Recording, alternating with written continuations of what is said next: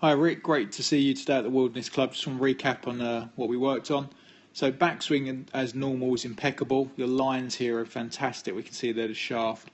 You draw a line, the shaft's cutting straight between the golf ball and your feet. Absolutely perfect.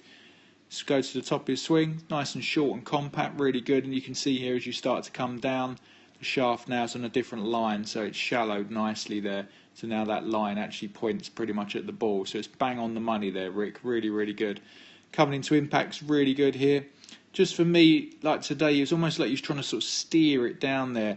We'd sort of lost our strike and compression, and for me, your hips are still pointing slightly to the right, and your chest is definitely pointing to the right, because we can see here a little bit here of your left forearm. Now that should be hidden because the chest should be a bit more active and covered. So what I mean by that is if the chest would have turned a little bit more, that arm would have disappeared.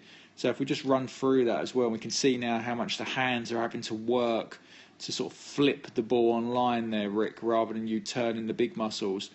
Now we have no restrictions with the back or anything like that, so we just need to actually unwind and give it a rip down the left-hand side. So I've got Miguel here, angle a minute, just because he is a little bit older, but also really look how hard he drives that body.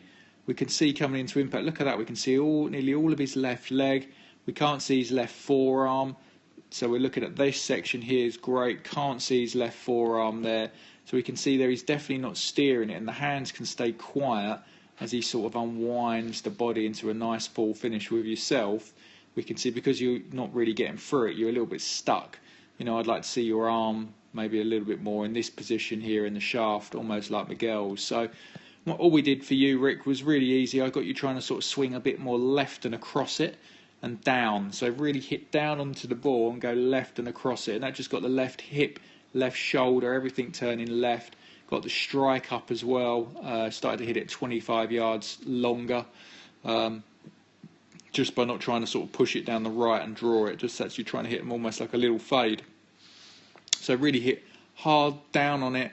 Turn left hard, really get that body out of the way for me, and that's the reason why you shanked a few, like you said earlier. If you get a little bit too, if you don't turn the body, you get stuck and in your own way, and then your body's going to move this way, and obviously that's going to take the hosel a bit close to the ball. So be positive out in the golf course, just actually start to feel hit down and left across the ball this way, and that'll give you that feeling of compression and getting the body out of the way.